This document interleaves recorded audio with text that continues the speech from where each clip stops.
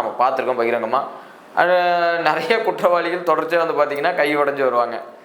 இந்த chain நக்கிறவன், blade போடுறவன், இந்த மாதிரி ஃப்ராடு பசங்கள்லாம் கைது பண்ணும்போது அடுத்த 2 நாளில் வந்து பாத்ரூமில் வலிக்கி விழுந்துட்டாங்க, தப்பிச்சு ஓடும்போது வலிக்கி விழுந்துட்டாங்கன்னு எல்லாருக்கும் வரிசையாக வலது கையே உடஞ்சிருக்கும். அந்த மாதிரி காட்சியெல்லாம் நம்ம பார்த்துருக்கோம்.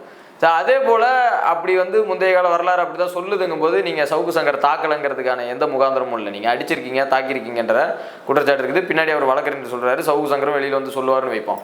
இப்போ வழக்கு ஒருத்தர் மேலே பதியப்படுதுன்னா காவல்துறை இப்படி தான் நடந்துக்குமா? இது வந்து ஒரு பயங்கரவாதம் இல்லையா? அப்போ ஒரு ஒரு கருத்தை சொல்கிறாரு, தப்பாக இருக்குன்னா வழக்கு போட்டு நடவடிக்கை எடுங்க.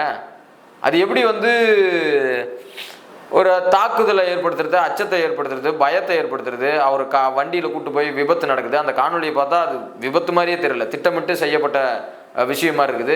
இவர் வந்து தொடர்ச்சியாக திமுகவை எதிர்த்து பேசிக்கிட்டு இருக்காரு. எல்லா காலகட்டத்திலையும் திமுகவினுடைய நான் முன்னே சொன்ன மாதிரி பல்வேறு ஊழல் குற்றச்சாட்டுகள்